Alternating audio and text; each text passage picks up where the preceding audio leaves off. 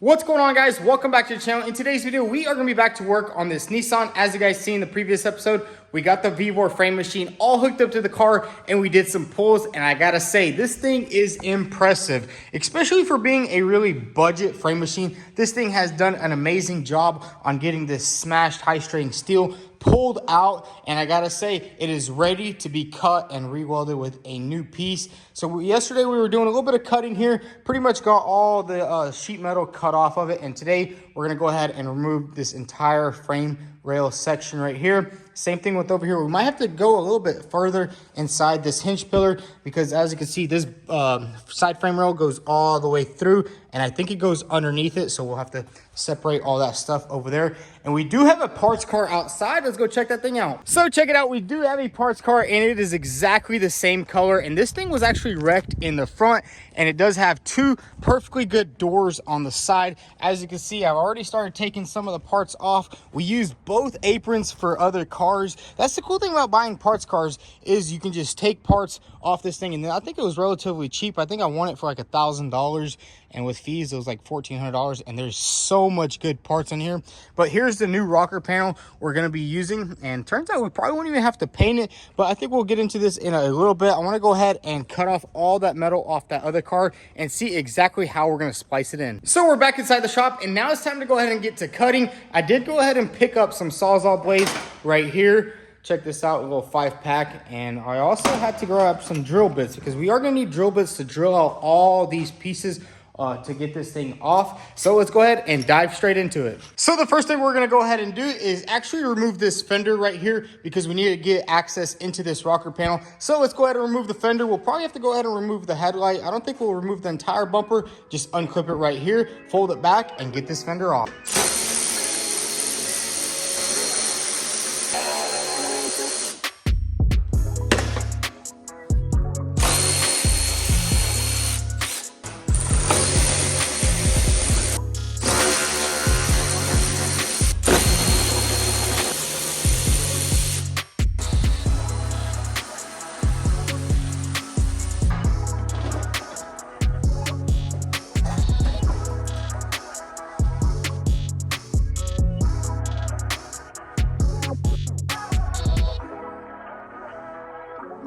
So we got the entire fender off the car, and now we get a better look of what's going on under here. And honestly, I think we are just going to go ahead and replace this piece up to here, just like that right there, right above the spot welds. And I'm pretty sure that's how factory would want you to do it. Now that we have all that off, it's time to start doing some of the hard work, which is cutting off this entire section of the car. So let's get straight to it. So the first thing we're going to go ahead and do is basically drill out all these spot welds right here with the drill. And I do like to get a drill bit that's a little bit bigger than the spot weld, so it comes off nice and clean. We're gonna go ahead and remove this area right here, and then after that, after we see exactly how this piece comes off, we'll start diving deeper into getting that frame piece off. So let's go ahead and drill all this out.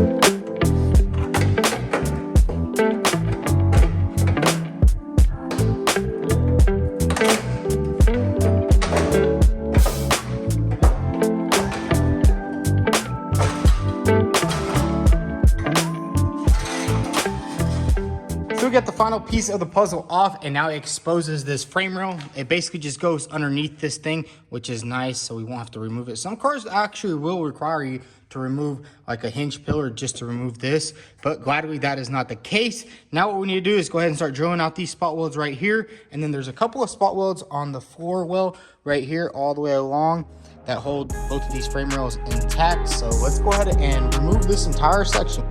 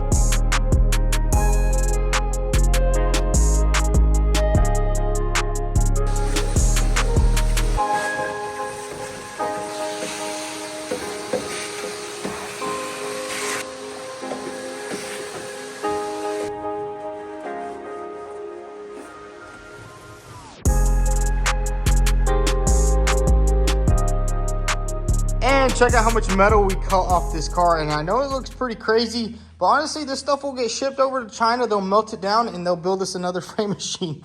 I'm just kidding about that. But man, check out all these pieces. We had to cut everything off. And don't worry, it might look kind of scary, but the reason why I took it off like that is it's just a lot easier to cut everything into pieces and slowly rip it apart. The cool thing about having a parts car, we're gonna put these both frame rails back into place as one unit instead of piecing everything together, which is gonna be nice. And then looking in here, we didn't find any extra damage. Everything looks really good. The floor is a little tiny bit right here. It's just pushed down, so we'll have to put the frame puller on it and pull it and then push that up a little bit. But everything's looking good so far. I also did a nice little cleanup inside, and man, it kind of does look kind of crazy with no side on it. We're also gonna have to cut that off, but I think we're gonna do all that tomorrow because it's already getting late and we've done a lot of work. This is the painstaking work. This is the stuff that just breaks your back. You guys will probably see in the video, I'm like laying sideways, upside down, and all kinds of crazy stuff like that. But it's looking good. Anyways, it's getting late. I'll catch you guys tomorrow. So it's the next day here at the shop, and we're gonna start off this morning by getting this parts car all nice and disassembled.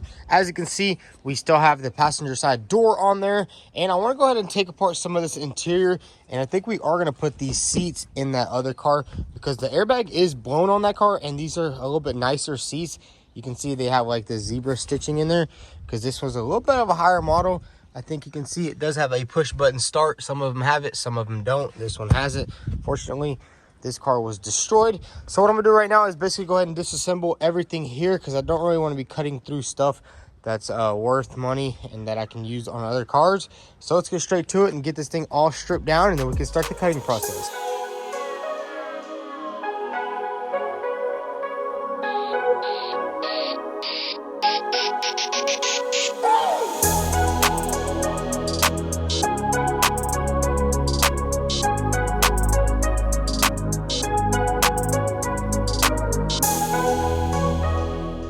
So we got everything nice and stripped down. Now it's time to go ahead and get to cutting because we need to beat the weather. I think it's about to start raining. So let's go ahead and grab the Sawzall right there and get this entire side piece cut off.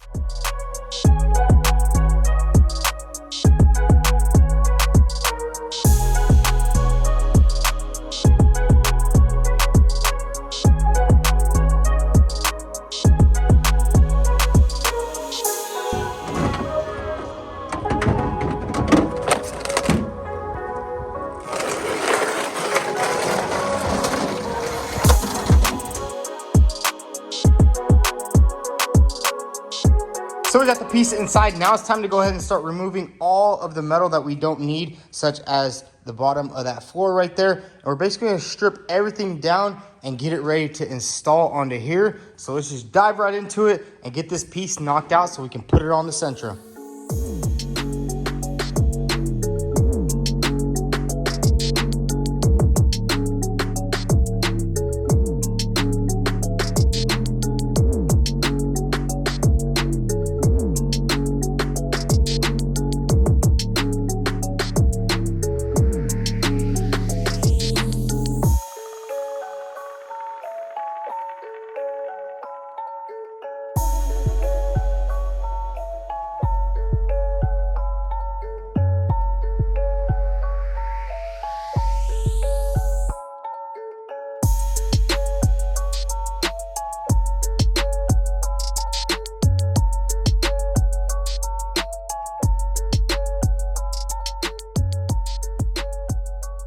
So check it out, guys. We got everything removed off this piece and it's pretty much almost ready to go. And as you can see right here, I did have to cut this rocker panel off to get to those spot welds inside. And then all we're gonna do is once we put this on the car, we're just gonna put this back on, clamp it in place. Obviously we'll trim it at the exact area that we need to weld it in. But man, I gotta say, this right here was one tough job, just getting it all off without doing too much damage. And I did kind of mess it up right here.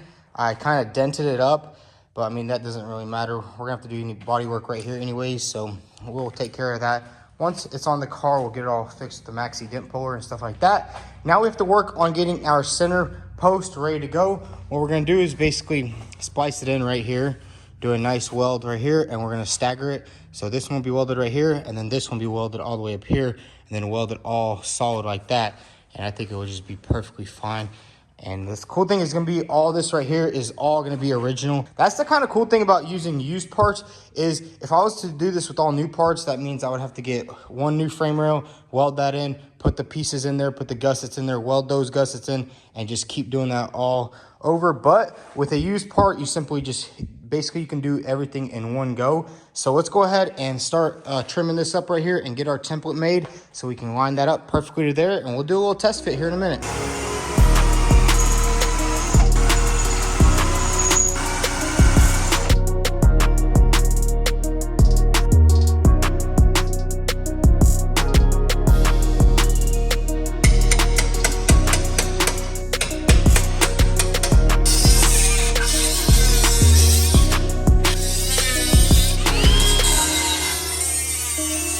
So we got both of our templates made. Now all we have to do is put these on that piece right there, trace it, give it a nice cut, and we'll have a precision line up straight onto there. And it's gonna get welded solid all the way through up here, welded right there, and then it's also gonna get welded on there. And you always wanna do like a nice stagger. You never wanna just go right together. I guess the staggered cut makes it a lot stronger because you have all the welds holding it right here, and then it gets nice solid weld there. So let's go ahead and line everything up, and then after we do this, we can actually go ahead and test fit it, put the doors on it, and see how everything fits up.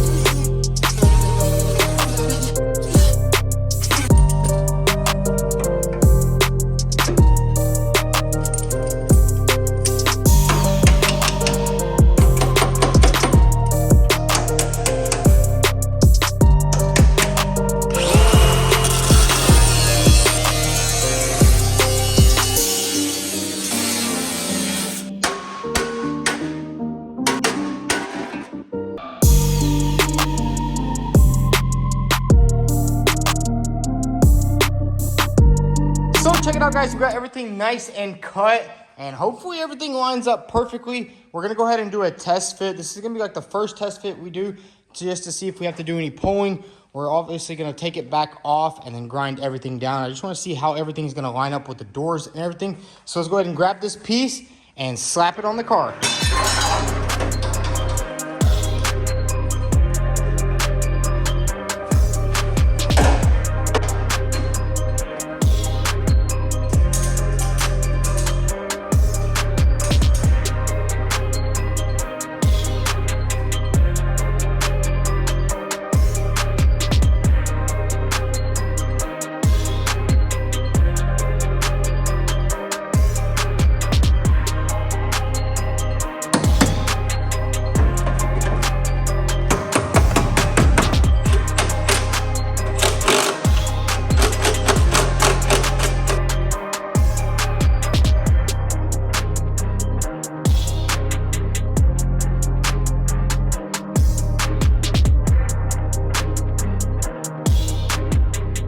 So check it out, we got the entire new side on the car, and I gotta say, everything is lining up absolutely perfect. Check out this little gap right here. I mean, it doesn't get much better than that. That's a perfect gap to weld up, so it's nice and strong.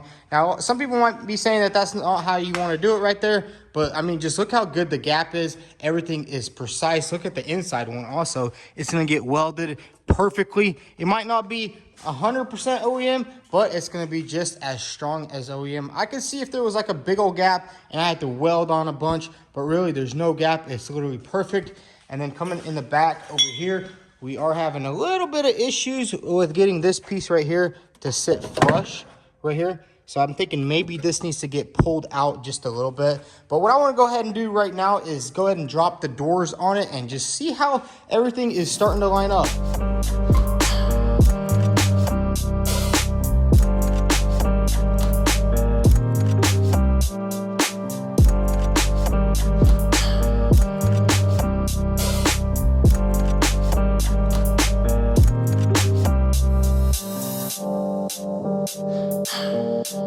So check it out, we got both doors on it, and I gotta say everything is lining up pretty good, although we will have to do a little bit more pulling on the front door. As you can see, this gap is near perfect in a sense of having very super tight, awesome gaps, but really it doesn't need to go too far forward, just about probably a millimeter, just so it can match the gap back here. Maybe even adjust this door. I think the door needs to come down just a little bit. Opens and closes perfectly, check that out. And also, we're gonna have to go ahead and trim that, but hey, look at that gap. It literally looks perfect going all the way up. Front door of the gap, you know, I think we will have to pull this front A-pillar just a little bit, pull it out, because whenever this door got pushed in, it kind of pulled those hinges. I did actually swap my new hinges from my parts car on there, but it turns out that's just not enough. It's gonna need to be pulled, and the bottom area is kind of pushed in, but man, check out the inside. Let's go ahead and open up this door.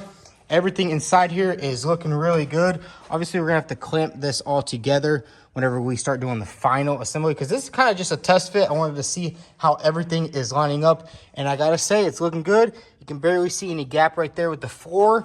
And I was looking on the other Sentra, and it turns out it's supposed to have a little bit of a dip like this. So I think all we need to do is push that up a little bit. Nothing too serious right there. And then back here, we will have to do a little bit of pulling to get this right here secured. Well, honestly, guys, it is looking good. And man, but honestly, it's looking really good. And check out the color match on these doors. Like, it's almost literally perfect. That's freaking awesome. So we won't have to paint the doors. All we're gonna have to paint is the actual rocker panel, and there's really not much to paint on it. So that's pretty cool, buying a car that's the same color. So guys, that's gonna be a wrap for today's video. We got a lot of work done on this car, and we're basically almost done with all the framework. The only thing we're gonna have to do is basically take all this stuff back off, give everything a nice clean, spray some weld through primer on it, and weld everything up. We do have to do a little bit more pulling right here on the hinge pillar. Basically pull this area out a little bit, and that gap right there will get a little bit bigger, and everything will be lined up perfectly. But I gotta say, this frame machine is a beast. All the work that is done already. And if you're interested in getting you one, definitely check it out on the VWars website. I'll also drop the link down below. And anyways, guys, I wanna wish all of you guys a happy new year. And I'm very thankful for all you guys that watched all the videos. And I really did like all the feedback on the previous video. And I think we might start doing a little bit more framework and like frame damage and more simpler builds like this right here, instead of doing like crazy cars that you can't really relate to or anything like that. But anyways, if you all enjoyed today's video, go ahead and hit that like button. Also follow us on Instagram at VTune. And if you're not already subscribed, hit that subscribe button.